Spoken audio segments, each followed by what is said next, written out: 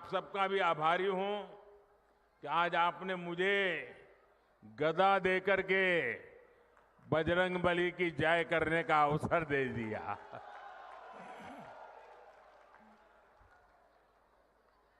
महावीर, वीरों के वीर बजरंगबली की जयंती पर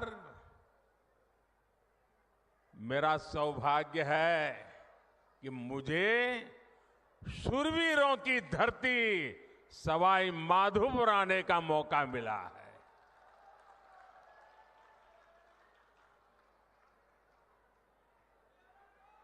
चुनाव के दिन है, एक दिन में 2-2, 3-3 स्टेट में जाना होता है और इसलिए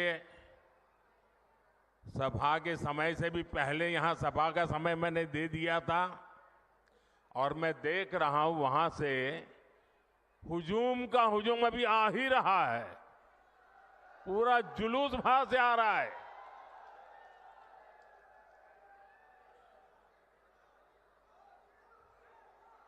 मुझे लगता है कि मेरी सभा पूरी होने के बाद भी लोग आते रहेंगे। तो जो अभी पहुंच नहीं पाए हैं, रास्ते में दिख रहे हैं, मैं उनकी क्षमा मांगता हूं क्योंकि मुझे तो इंतजार नहीं कर सकता, आगे चलना पड़ेगा। लेकिन ये मैं जो उत्साह देख रहा हूं उसमें एक मजबूत भारत के लिए आशीर्वाद है।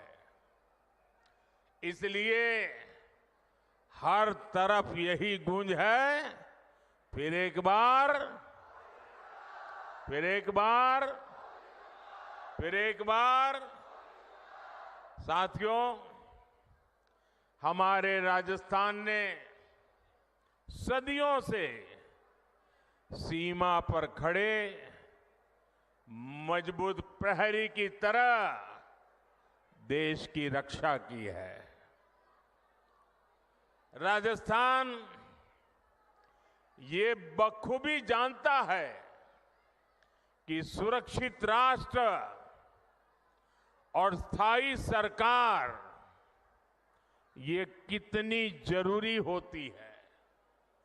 इसलिए चाहे 2014 हो या 2019 हो, राजस्थान ने एकजुट होकर देश में भाजपा की ताकतवर सरकार बनाने के लिए अपना आशीर्वाद दिया था। आपने 25 की 25 सीटें भाजपा को जीत करके झोली भर दी थी। एकजुटता ही, एकता ही राजस्थान की सबसे बड़ी पूंजी है। याद रखिएगा, जब जब हम बटे हैं तब तब देश के दुश्मनों ने फायदा उठाया है। अब भी राजस्थान को बांटने की, यहां के लोगों को बांटने की पूरी कोशिशें हो रही हैं। इससे राजस्थान को सावधान रहने की जरूरत है। साथियों, एक स्थिर और ईमानदार सरकार देश के विकास के लिए क्या कुछ कर सकती है, ये पिछले 10 वर्षों में सबने देखा है। भारत आज दुनिया की सबसे तेजी से बढ़ती हुई बड़ी अर्थव्यवस्था है। पिछले 10 साल में 25 करोड़ लोग गरीबी से बाहर निकले हैं। ये बहुत बड़ा काम हुआ है। इतना बड़ा काम कैसे संभव हुआ? कैसे हुआ ये? इतना बड़ा काम कैसे संभव हुआ?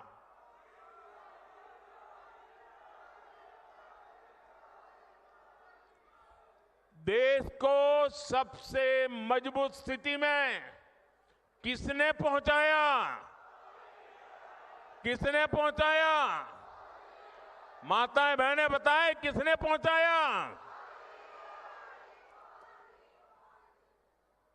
ये आपकी उदारता है, आपका प्रेम है, आपके आशीर्वाद है कि आप सारी क्रेडिट मोदी को दे रहे हैं। लेकिन सच्चाई ये है कि ये जो कुछ भी हुआ है ना, वो आपके एक वोट की ताकत के कारण हुआ है, आपके कारण हुआ है। जो 25 करोड़ लोग गरीबी से बाहर निकले हैं ना, वो जो पुण्य है, उस पुण्य के हकदार आप हैं। जिस गरीब को पक्का घर मिला है, उसका जो पुण्य है, उस पुण्य के हकदार आप हैं। जिस गरीब को मुफ्त राशन मिला है, जिस गरीब का चूल्हा जलता रहा है, उसके कारण जो पुण्य मिला है, वो पुण्य के हकदार आप हैं, आपका वोट है। साथियों, 2014 में आपने मोदी को दिल्ली में सेवा का अवसर दिया, तो देश ने वो फैसले लिए जिसकी किसी ने कल्पना भी नहीं की थी। लेकिन आप सोचिए, अगर कांग्रेस 2014 के बाद भी और आज भी अगर दिल्ली में कांग्रेस की सरकार होती, तो क्या क्या हुआ होता? कांग्रेस होती तो जम्मू कश्मीर में आज भी हमारी सेनाओं पर पत्थर चल रहे होते। चलते कि नहीं चलते? कांग्रेस होती तो सीमा पार से आकर दुश्मन आज भी हमारे जवानों के सिर काटकर ले जाते। कांग्रेस सरकार कुछ न करती। कांग्रेस होती तो ना हमारे फौजियों को 1 रैंक 1 पेंशन लागू होती, और ना ही हमारे पूर्व सैनिकों को 1 लाख करोड़ रुपया मिलते।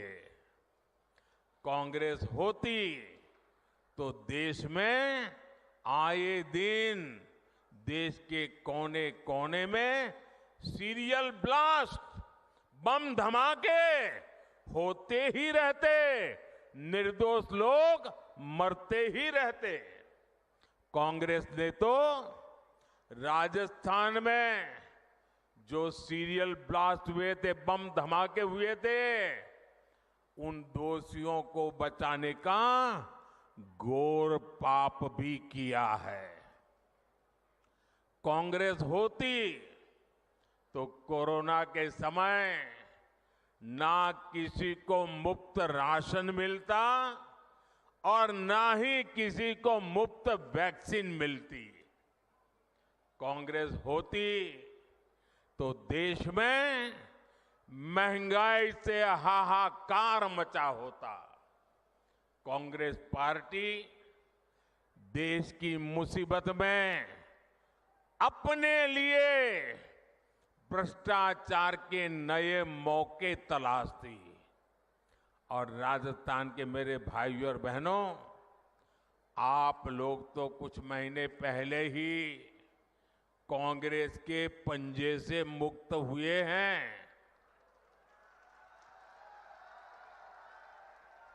कांग्रेस पार्टी ने सत्ता में रहते हुए जो जख्म दिए, वो राजस्थान के लोग कभी भी भूल नहीं सकते। कांग्रेस ने महिलाओं पर अत्याचार के मामले में राजस्थान को नंबर 1 बना दिया था। और दुर्भाग्य देखिए, कांग्रेस के लोग विधानसभा में बेशर्मी के साथ कहते थे कि ये तो राजस्थान की पहचान है। अरे डूब मरो, ये शोभा नहीं देता है, ये शोभा नहीं देता है आपको। टोंक में किन असामाजिक तत्वों के कारण यहां की इंडस्ट्री बंद हो गई, ये भी आप जानते हैं। लेकिन आपने हमारे भजनलाल जी को सेवा करने का मौका दिया है। और जब से भजनलाल जी और उनकी टीम काम पे लगी है, माफिया, अपराधी राजस्थान छोड़कर भागने पर मजबूर है। पेपर लीक माफिया भी भजनलाल जी का कानूनी डंडा चलने के बाद ठंडा पड़ गया है। जबकि अभी तो इन्हें सिर्फ 3-4 महीने ही भजनलाल जी और उनकी टीम को हुआ है। जो अपराधी धोखे में है वो जान ले, ये भजनलाल जी है। अभी तो भजनलाल सरकार की गाड़ी चलनी शुरू हुई है, अभी तो टॉप गियर में आना बाकी है।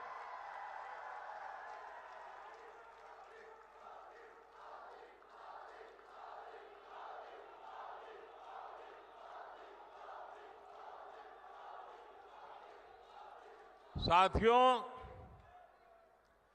आज हनुमान जयंती पर आपसे बात करते हुए मुझे कुछ दिन पहले की एक तस्वीर भी याद आ रही है। हो सकता है आप में से बहुतों तक ये खबर नहीं पहुंची होगी, मीडिया का काम था ये बात पहुंचाए, लेकिन नहीं पहुंचाई होगी। वो तस्वीर है कांग्रेस के शासन वाले कर्नाटका की। कुछ दिन पहले वहां एक छोटा दुकानदार, उसको सिर्फ इसलिए बुरी तरह से पीटा गया, लहूलुहान कर दिया गया, क्योंकि वो अपनी दुकान में बैठे बैठे हनुमान चालीसा सुन रहा था। ये कांग्रेस की कर्नाटका की सरकार का काम देखिए।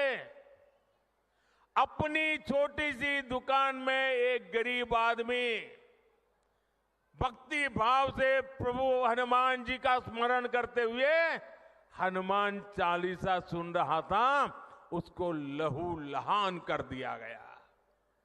आप कल्पना कर सकते हैं, कांग्रेस के राज में हनुमान चालीसा सुनना भी गुनाह हो जाता है। कांग्रेस के राज में अपनी आस्था का पालन करना भी मुश्किल हो जाता है। और राजस्थान तो खुद इसका भुक्तभोगी रहा है। अब सीधी सीधी बात है, जब उनके पार्टी, उनके सारे नेता प्रभु राम का मंदिर बने, प्रभु राम का प्राण प्रतिष्ठा का अवसर हो, मंदिर के लोग जाके रूबरू में आने के लिए निमंत्रण दे, सम्मान पूर्वक निमंत्रण दे, और पब्लिकली उस निमंत्रण को ठुकरा दिया जाए, तो उनके चेले चपाटे भी हनुमान चालीसा करने वालों को पीटेंगे कि नहीं पीटेंगे भाइयों?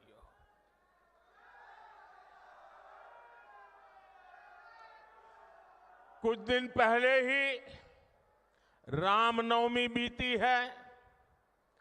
कांग्रेस के जाने के बाद पहली बार शांति से शोभा यात्रा निकली है पूरे राजस्थान में। वरना पहले और चुनाव की आपाधापी गर्मी होने के बावजूद भी कांग्रेस ने तो और हमारे यहां तो सूरज की पहली किरण का स्वागत भी राम राम सा से होता है। राम राम सा। कोई किसी को मिले तो पहले मुंह से निकलता है राम राम सा। कांग्रेस ने तो राम राम सा कहने वाले राजस्थान में राम नवमी पर प्रतिबंध लगा दिया था।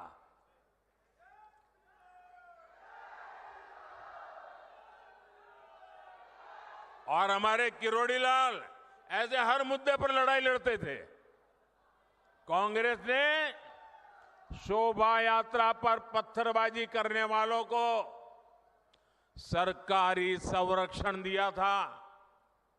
इसी कांग्रेस पार्टी ने तुष्टीकरण के लिए मालपुरा, करौली, छबड़ा, टोंक, जोधपुर को दंगों की आग में झोंक दिया था। झोंक दिया था कि नहीं झोंक दिया था? झोंक दिया था कि नहीं झोंक दिया था? क्या ऐसे लोगों को माफ करोगे? अब भाजपा सरकार आने के बाद किसी की हिम्मत नहीं है कि आपकी आस्था पर सवाल उठा दे। अब आप चैन से हनुमान चालीसा भी गाएंगे और राम नवमी भी मनाएंगे। ये भाजपा की गारंटी है।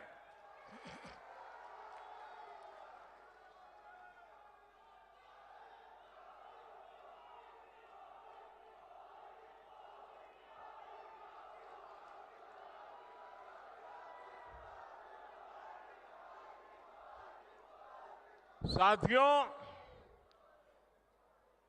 अभी परसों जब मैं राजस्थान आया था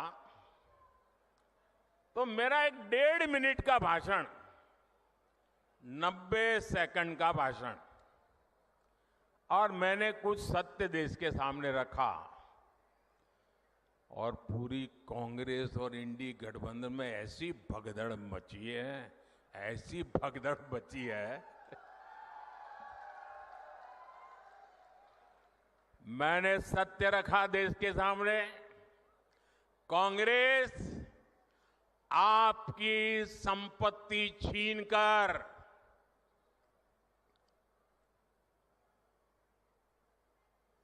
उनके खास लोगों को बांटने की गहरी साजिश रचकर बैठी है।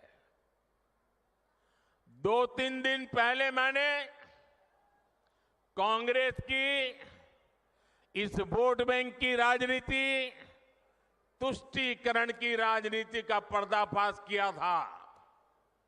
इससे कांग्रेस और उसको सिस्टम में उनको इतनी मिर्ची लगी है, इतनी मिर्ची लगी है कि वो हर तरफ गालियां देने में टूट पड़े।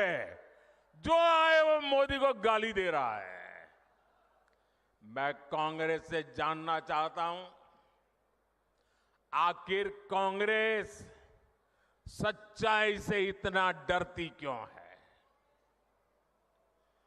कांग्रेस क्यों अपने नीतियों को ऐसे छिपाने में लगी है? जब आपने नीति बनाई है, निर्णय लिया है, तो अब जब मोदी जी ने खुल करके राज रख दिया, आपका हिडन एजेंडा बाहर आ गया, तो अब कांप रहे हो? अरे हिम्मत है तो स्वीकार करो, हम आपसे मुकाबला करने के लिए तैयार हैं।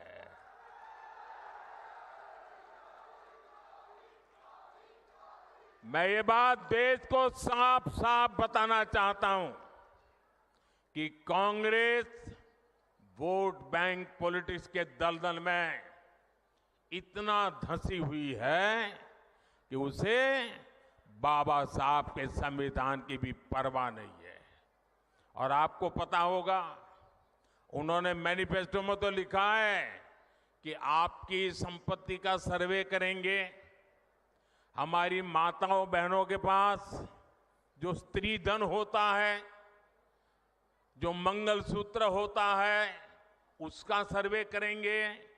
और फिर उनके एक नेता ने तो भाषण में कहा, एक्सरे किया जाएगा, एक्सरे किया जाएगा। मतलब आपके घर में अगर बाजरे के अंदर डिब्बे में भी कुछ रखा है तो वो भी एक्सरे करके खोजा जाएगा। दीवार में कहीं रखा है तो उसको भी एक्सरे करके खोजा जाएगा। पूरा एक्सरे करने वाले की घोषणा की है और उनके नेता ने पब्लिकली कहा है। और फिर आपकी सारी संपत्ति, जरूरत से ज्यादा जो भी होगा वो उनका कब्जा करेगी उनकी सरकार, कहते हैं, और फिर लोगों को बांट देंगे। अगर आपके पास 2 घर है, यहां गांव में घर है, और बच्चों के लिए आपने जयपुर जोधपुर में अगर एक छोटा फ्लैट ले लिया है, तो एक्सरे करेंगे कि भाई 2 घर है, एक वापस दो, सरकार को दे दो। बताइए, आपको मंजूर है क्या? ये मंजूर है क्या? क्या स्त्री धन पर हाथ लगा सकते हैं क्या? क्या मंगलसूत्र पर हाथ लगा सकते हैं क्या? ये पंजे की ये ताकत, भाइयों बहनों, राजस्थान में से एक भी पंजा बचना नहीं चाहिए भाइयों। अब देखिए, कांग्रेस पार्टी ने संविधान के साथ, बाबा साहब आंबेडकर के दिए हुए संविधान के साथ किस प्रकार से खिलवाड़ करने की कोशिश की। इस देश की में जब संविधान बना तब धर्म के आधार पर आरक्षण का घोर विरोध हुआ था, ताकि हमारे एससी, एसटी, ओबीसी समुदाय को सुरक्षा मिलती रहे।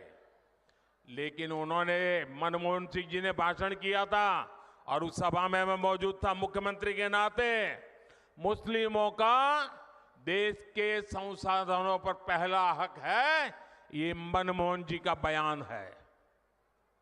और ये संयोग नहीं था और ये अकेला बयान नहीं था। कांग्रेस पार्टी की सोच हमेशा से तुष्टीकरण की रही है, वोट बैंक की राजनीति की रही है। 2004 में जैसे ही कांग्रेस की केंद्र में सरकार बनी, उसके सबसे पहले किए गए कामों में था, सबसे पहला काम था चुनाव जीतने के बाद आंध्र प्रदेश में एससी, एसटी के रिजर्वेशन में से कमी करके मुसलमानों को रिजर्वेशन देने का प्रयास। ये एक पायलट प्रोजेक्ट था जिसे कांग्रेस पूरे देश में आजमाना चाहती थी। 2004 से 2010 के बीच कांग्रेस ने 4 बार आंध्र प्रदेश में मुस्लिम रिजर्वेशन लागू करने की कोशिश की, लेकिन कानूनी अड़चनों की वजह से, सुप्रीम कोर्ट की जागरूकता के कारण वो अपने मंसूबा जो लेके चले थे वो पूरे नहीं कर पाए। 2011 में कांग्रेस ने इसे देश में लागू करने की कोशिश की। एससी, एसटी को और ओबीसी को मिला हुआ अधिकार छीन करके वोट बैंक की राजनीति के लिए औरों को देने का खेल किया। कांग्रेस ने इतने प्रयास ये जानते बूझते किए कि ये सब संविधान की मूल भावना के खिलाफ था, लेकिन कांग्रेस ने संविधान की परवाह नहीं की, बाबा साहब आंबेडकर की परवाह नहीं की। जब कर्नाटका की बीजेपी सरकार ने जब हमें मौका मिला तो हमने पहला काम किया, उन्होंने जो एससी एसटी से छीन करके मुस्लिम कोटा निकाला था उसको हमने खत्म कर दिया और जिनका हक था उनका हित सुरक्षित रखा। तो कांग्रेस पूरे देश में आग बबूला हो गई। ये मोदी समझता क्या है? अरे मोदी संविधान को समझता है, मोदी संविधान को समर्पित है, मोदी बाबा साहब आंबेडकर की पूजा करने वाला व्यक्ति है। साथियों, सच्चाई ये है कि कांग्रेस और इंडिया अलायंस जब सत्ता में था तो ये लोग दलितों पिछड़ों के आरक्षण में सेंधमारी करके वोट बैंक पॉलिटिक्स के लिए उनकी खास जमात को अलग से आरक्षण देना चाहते थे, जबकि संविधान इसके बिल्कुल खिलाफ है। आरक्षण का जो हक बाबा साहब ने दलित, पिछड़ों और आदिवासियों को दिया, कांग्रेस और इंडिया अलायंस वाले उसे मजहब के आधार पर मुसलमानों को देना चाहते थे। मैं कांग्रेस को पूछना चाहता हूं, क्या कांग्रेस ऐलान करेगी कि संविधान में दलितों, पिछड़ों के आरक्षण को, आदिवासियों के आरक्षण को कम करके वो इसे मुसलमानों को नहीं बांटेंगे? जरा वह देश की जनता को वादा करो। कांग्रेसी जहां भी आए, आपको मोहल्ले में आ जाए, आपके घर में मिलने आ जाए, जरा खड़े रख करके पूछो, कर्नाटका, आंध्र जैसे राज्यों में इन्होंने आरक्षण को मजहब के आधार पर बांटने का खेल क्यों शुरू किया था? साथियों, कांग्रेस की इन साजिशों के बीच मोदी आज आपको खुले मन से गारंटी दे रहा है, दलितों, पिछड़ों और आदिवासियों का आरक्षण न खत्म होगा। ये मोदी की गारंटी है। आरक्षण न खत्म होगा और न ही उसे धर्म के नाम पर बांटने दिया जाएगा। ये मोदी की गारंटी है। 2020 में आरक्षण की संवैधानिक समय सीमा खत्म हो रही थी और उस समय आपने मोदी को सेवा के लिए बिठाया हुआ था। ये मोदी है जिसने दलितों, आदिवासियों का आरक्षण और 10 साल के लिए बढ़ा दिया था। साथियों, कांग्रेस कभी भी विकास के मुद्दे पर चुनाव नहीं लड़ती।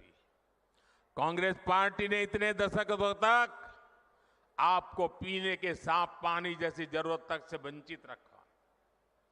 बीजेपी सरकार ने हर घर जल पहुंचाने के लिए जल जीवन मिशन शुरू किया, लेकिन राजस्थान में कांग्रेस सरकार ने उसमें भी हजारों करोड़ रुपए का भ्रष्टाचार कर दिया।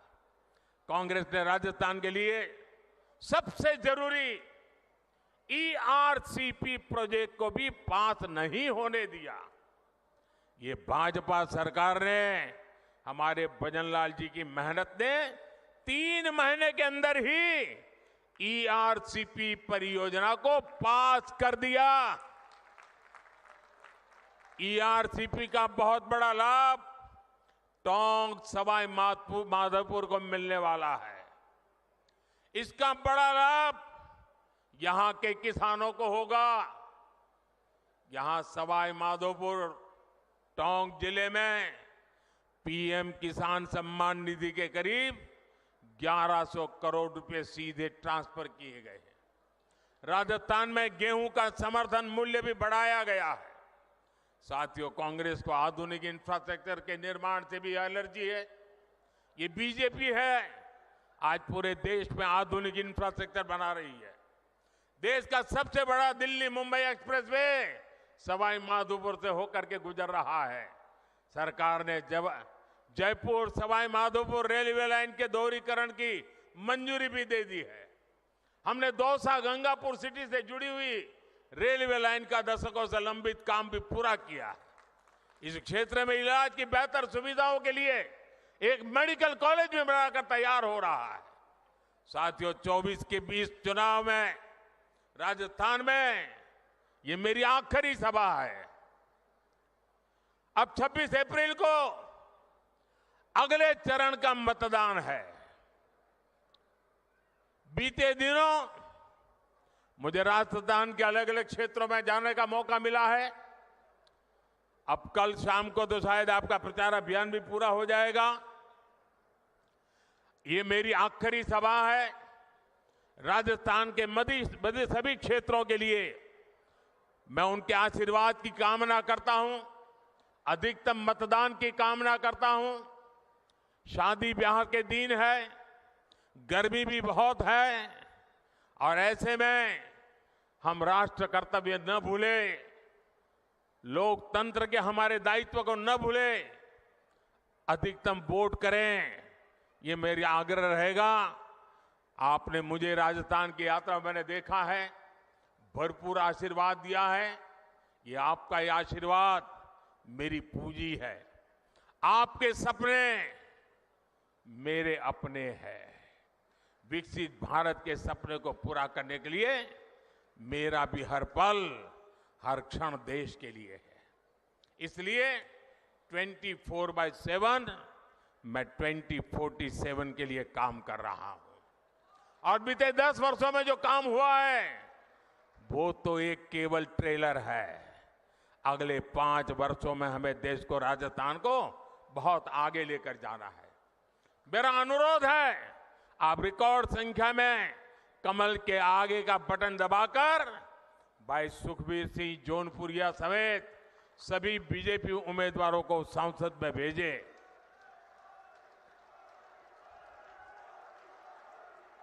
और ये हमारे जौनपुरिया जी सामान्य इंसान नहीं है।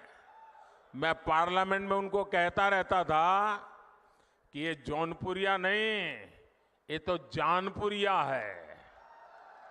ये जान भर देते हैं, जहां भी पहुंचते हैं जान भर देते हैं। ऐसे हमारे जौनपुरिया जी को, और आपका एक एक वोट सीधा मोदी को जाने वाला है। और मोदी आपके पास वोट मांगने आया है। आपको एक और काम करना है, करोगे? करोगे? घर घर जाकर कहना, मोदी जी आए थे, हर परिवार के लोगों को मोदी जी ने प्रणाम भेजा है, मेरा प्रणाम पहुंचा दोगे? मेरे साथ बोलिए, भारत माता की, भारत माता की। जो लोग अभी भी आ रहे हैं, मैं पहले से उनकी क्षमा मांगता हूं। मुझे जल्दी जाना पड़ रहा है, इसलिए मैं उनका इंतजार कर रहा हूं। ऐसा संभव नहीं था। फिर भी ये प्यार कम नहीं है जी। इतना बड़ा मैं लगातार देख रहा हूं, जुलूस आता ही चला जा रहा है। मैं फिर से उनका क्षमा मांगता हूं भैया। वो इतनी मेहनत करके इतनी धूप में आए हैं, लेकिन पहुंच नहीं पाए। मैं सर झुका करके उनको प्रणाम करता हूं, क्षमा